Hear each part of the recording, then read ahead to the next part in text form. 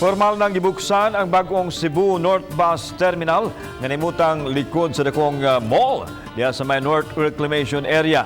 Gibalhin kini human gibawi o gigamit na ang luna sa Cebu North Bus Terminal kaniadto. Ang report ni Nico Serino.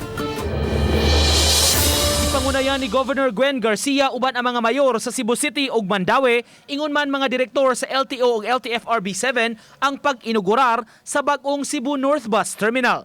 Nakig-alayon ang probinsya sa tagduma sa dakong mall sa reclamation area. Mitanyag sila nga libre sa pagpagamit sa 4,500 square meters nga bahin sa ilang parking lot aron mamahimong terminal.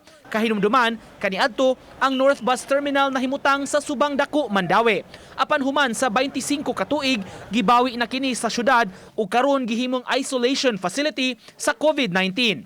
Gilauman nga pinaagi sa bag-ong terminal, hamugaway na ang biyahe paingon sa norte. Providing access, providing convenience to our people in the island province of Cebu. The island of Cebu, the best island according to Condé Nast in the entire Asia, this beloved Cebu of ours is ready not just for the new normal but for a better normal. Ang manager sa South Bus Terminal, Carmen Quijano, mausab ang gitudlo nga muduma sa North Terminal.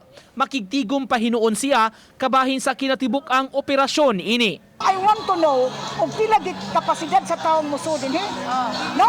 Kung pila akong obserbahan kay lisod na kayo nga dali-dali una to.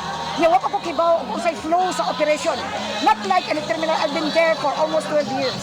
Samtang mapasalamaton si Mayor Jonas Cortez sa pagsuporta sa desisyon sa Mandaue nga bawion ang yuta sa kanhi North Bus Terminal. Para na po strategic sa kayo ni win-win solution, no? Kay ang Mandaue sad nakatabang naman sad sa North Bus for so many years.